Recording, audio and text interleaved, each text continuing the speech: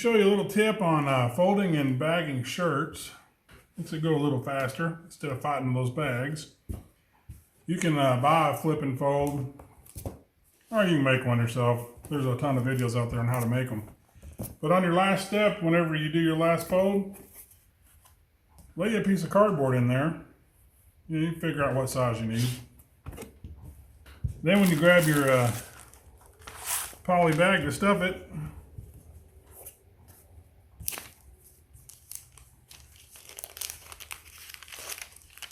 the cardboard lets you push it from the inside. You can push it right in there without fighting it so much. Pull the cardboard out. Bam. Bagged shirt. Super easy.